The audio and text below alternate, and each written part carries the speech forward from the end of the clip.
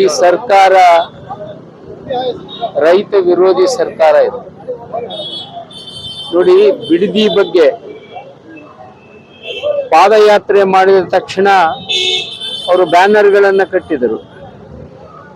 ಇದು ಕುಮಾರಣ್ಣನ ಕೂಸು ಅಂತ. ಕುಮಾರಣ್ಣನ ಕೂಸು ಅಂತಂದ್ರೆ ತಾವೇ ತಮ್ಮ ಪಕ್ಷದಿಂದ ಒಂದು ವರದಿಯನ್ನ ತಯಾರು ಮಾಡಿ ಕೊಟ್ಟಿದ್ದಾರೆ. ಅದಕ್ಕೆ ಸದಸ್ಯರು ಇವರು ಇದ್ರು. ಅಲ್ಲಿ ಹೋಗಿ ಸರ್ವೆ ಮಾಡಿ ಎಷ್ಟು ತೆಂಗಿನ ಮರ ಇದ್ದಾವೆ, ಎಷ್ಟು ಬೇರೆ ಬೇರೆ ಮರ ಇದ್ದಾವೆ, ಎಷ್ಟು ಫಲವತ್ತಾದ ಭೂಮಿ ಇದೆ, ಇದನ್ನ ಒಕ್ಕಲೆಬ್ಬಿಸಬಾರ್ದು ಅಂತ ಹೇಳಿ ವರದಿ ಕೊಟ್ಟವರು ಅವರೇ.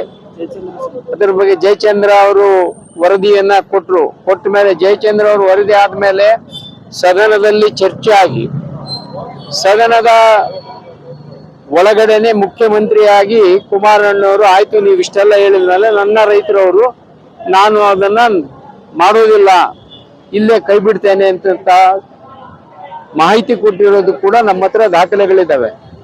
ಆಯ್ತು, ಅದು ಅವರ ಕೂಸಾಗಿದ್ರೆ ಅವತ್ತು ಫಲವತ್ತಾದ ಭೂಮಿ ಇವತ್ತು ಫಲವತ್ತಾಗಿಲ್ವಾ? ಈಗ ಅದನ್ಯಾಕೆ ನೀವು ರೈತ ವಿರೋಧಿ ಹಠಕ್ಕೆ ಬಿದ್ದು ಮಾಡ್ತಾ ಇದ್ದೀರಿ? ಇದರಲ್ಲಿ ವೈಯಕ್ತಿಕ ಪ್ರತಿಷ್ಠೆ ಏನು? ರೈತರು ಯಾವ ರೈತರು ನಿಮಗೆ ಭೂಮಿಯನ್ನ ಕೊಡೋದಕ್ಕೆ ಮುಂದೆ ಬಂದಿದ್ದಾರೆ? ಯಾರು ನಮಗೆ ಟೌನ್ಶಿಪ್ ಬೇಕು ಅಂತ ನಿಮ್ಗೆ ಅರ್ಜಿ ಹಾಕಿದಾರಾ? ಇದನ್ನೆಲ್ಲ ಮಾಡಿದ್ರೆ ನೀವು ರೈತರನ್ನ ಒಕ್ಕಲೆಬ್ಬಿಸಿದ್ರೆ ನಮ್ಮ ಪಕ್ಷ ಯಾವತ್ತೂ ರೈತರ ಪರವಾಗಿ ಇರ್ತದೆ. ಎಲ್ಲೇ ಒಕ್ಕಲೆಬ್ಬಿಸಿದ್ರು ನಾವು ಅಲ್ಲಿ ಹೋಗಿ ಅವರ ಪರವಾಗಿ ಮಾತನಾಡ್ತೇವೆ. ಇತ್ತೀಚೆಗೆ ಅವರು ಹೇಳಿಕೆ ಕೊಟ್ಟಿದ್ದಾರೆ, ಕುಮಾರಣ್ಣವರ ನಿಖಿಲ್ ಕುಮಾರಸ್ವಾಮಿ ಅವರಿಗೆ ರಾಜಕೀಯ ನೆಲೆ ಕಲ್ಪಿಸೋಸ್ಕರ ಈ ನಾಟಕ ನೋಡಿ. ನಾಟಕ ಪ್ರಶ್ನೆ ಏನು? ರೈತರೇ ಬಂದಿದಾರಲ್ಲ, ರೈತರ ಹೊಲ ನೀವು ಖರೀದಿ ಮಾಡೋದ್ ಬಿಟ್ರೆ ನಾವು ನಾಟಕ ಆಡೋದು ಯಾಕೆ ಮಾಡ್ತೀವಿ? ನಮ್ ಕೆಲಸ ಅದು. ನಾವು ಇದನ್ನ ಮಾಡಿದ ತಕ್ಷಣ ನೆಲೆ ಕಲ್ಪಿಸ್ತೀವಿ. ನೆಲೆ ಇವರಿಂದ ಕಲ್ಪಿಸೋದ್ ಬೇಕಾಗಿಲ್ಲ. ನಮ್ಗೆ ಗೊತ್ತಿದೆ, ಈ ದೇಶನ ಆಳಿದಂತ ಪಕ್ಷ ನಮ್ದು. ನಮಗೆ ನಮ್ಮ ನೆಲೆ ಎಲ್ಲಿ ಕಲ್ಪಿಸ್ಬೇಕು ಅದು ಗೊತ್ತಿದೆ. ಇವರಿಂದ ನಮಗೆ ನೆಲೆ ಸಿಗ್ಬೇಕು ಅನ್ನೋದೇನು ಇಲ್ಲ. ನಮ್ಮ ನೆಲೆ ಇದೆ, ನಾವು ಇದೆ. ರಾಜ್ಯವನ್ನ 2 ಸಾರಿ 3 ಸಾರಿ ಆಳಿದ್ದೀವಿ, ಗೊತ್ತಿದೆ ನಮಗೂ ಕೂಡ. ಅದ್ರ ಬಗ್ಗೆ ನಾವು ಇದರಲ್ಲಿ ರಾಜಕೀಯ ಮಾಡೋದು ಕೊಟ್ಟಿಲ್ಲ. ರೈತರ ಪರವಾಗಿ ಹೋರಾಟ ಮಾಡ್ತಾ ಇದ್ದೀವಿ. ಇದಕ್ಕೆ ಜಯ ಸಿಗೋವರೆಗೂ ನಾವು ಹೋರಾಟನ ಮಾಡ್ತಾ ಇದ್ದೀವಿ. ಈ ರಾಜ್ಯದ ಯುವ ಜನತಾ ದಳದ ಅಧ್ಯಕ್ಷರಾದಂತ ನಿಖಿಲ್ ಕುಮಾರಸ್ವಾಮಿ ಅವರ ನೇತೃತ್ವದಲ್ಲಿ 18ನೇ ತಾರೀಕು 19ನೇ ತಾರೀಕು ಪಾದಯಾತ್ರೆ ಆಯ್ತು. 15, 16ನೇ ತಾರೀಕು 2 ದಿನ ಪಾದಯಾತ್ರೆ ಆಯ್ತು. ಈಗ 18ನೇ ತಾರೀಕು ನಾವೇನು ಇವತ್ತು ಫ್ರೀಡಂ ಪಾರ್ಕ್ ನಲ್ಲಿ ಪಾದಯಾತ್ರೆ ಇಟ್ಕೊಂಡಿದ್ದೀವಿ.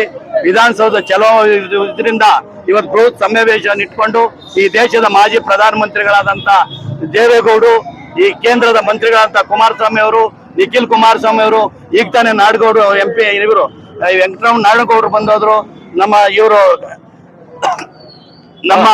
ನಮ್ಮ ಜಿಲ್ಲೆಯವರ ನಾಯಕರಾದಂತ ಕೋರ್ ಕಮಿಟಿ ಅಧ್ಯಕ್ಷರಾದಂತ JK ಕೃಷ್ಣಾರೆಡ್ಡಿ ಅವರು, ಶಿಲ್ಘಟ್ಟ MLA ಅವರಾದಂತ ರವಿಕುಮಾರ್ ಅವರ ನೇತೃತ್ವದಲ್ಲಿ ನಮ್ಮ ಚಿಕ್ಕಬಳ್ಳಾಪುರ ಜಿಲ್ಲೆಯಿಂದ 1000 ಜನ ಇವತ್ತು ನಿಖಿಲ್ ಕುಮಾರಸ್ವಾಮಿ ನೇತೃತ್ವದಲ್ಲಿ ಏನ್ ಪ್ರತಿಭಟನೆ ಮಾಡ್ತಾ ಇದ್ದಾರೆ, ಏನ್ ಬಿಡದಿ ಟೌನ್ಶಿಪ್ ನ ವಿರುದ್ಧವಾಗಿ ನಾವೇನು ಹೋರಾಟ ಮಾಡ್ತಿದ್ದೀವಿ, ಯಾವುದೇ ಕಾರಣಕ್ಕೂ ಟೌನ್ಶಿಪ್ ಮಾಡ್ಲೇಬಾರ್ದು ಅಂತ ಏನ್ ನಿರ್ಧಾರ ಕೈಗೊಂಡಿರಿ ದೇಶದ ಮಾಜಿ ಪ್ರಧಾನಮಂತ್ರಿಗಳಾದಂತ ದೇವೇಗೌಡರು ರಾಜ್ಯದಂತೆ ಈ ರಾಜ್ಯದ ಯುವ ಜನತಾ ದಳದ ಅಧ್ಯಕ್ಷರಾದಂತ ನಮ್ಮ ನಿಖಿಲ್ ಕುಮಾರಸ್ವಾಮಿ ನೇತೃತ್ವದಲ್ಲಿ ನಡೀತಕ್ಕಂತ ಒಳ್ಳೆ ಹೋರಾಟ ಮಾಡ್ತಾ ಇದ್ದೀವಿ. ಈ ಹೋರಾಟಕ್ಕೆ ಇವತ್ತು ನಿಖಿಲ್ ಕುಮಾರಸ್ವಾಮಿ ನೇತೃತ್ವ ಏನಂತ ಗೊತ್ತಾಗ್ತಾ ಇದೆ. ಇವ್ರು ಹೇಳ್ತಾ ಇದ್ದಾರೆ ಅವರ ಪಟ್ಟಾಭಿಷೇಕ ಅಂತ. ಪಟ್ಟಾಭಿಷೇಕ ಹೌದಾ ಇಲ್ವಾ ಅಂತ ಮುಂದಿನ ಬರುವ ಚುನಾವಣೆ 2028ರಲ್ಲಿ ನಿಖಿಲ್ ಸ್ವಾಮಿ ಅವರ ಏನು ಅವ್ರ ತತ್ವ ಸಿದ್ಧಾಂತ ಗೊತ್ತಾಗ್ತದೆ, ಅವ್ರ ತಾಕತ್ತು ಗೊತ್ತಾಗ್ತದೆ ಅಂತ ಈ ಮೂಲಕ ರಾಜ್ಯ ಸರ್ಕಾರಕ್ಕೆ ಒತ್ತಾಯ ಮಾಡ್ತಾ ಇದ್ದೀನಿ. ಬೇಗನೆ ಇದನ್ನ ಇವತ್ತು ಏನು ವಿಧಾನಸಭೆ ನಡೀತಾ ಇದೆ ಆ ವಿಧಾನಸಭೆಯಲ್ಲಿ ಇದನ್ನ ವಿತ್ಡ್ರಾ ಮಾಡಬೇಕು. ಬಿಡದಿ ಟೌನ್ಶಿಪ್ ನ ಬಿಟ್ಟಿದ್ದೀವಿ, ಕೈ ಬಿಟ್ಟಿದ್ದೀವಿ.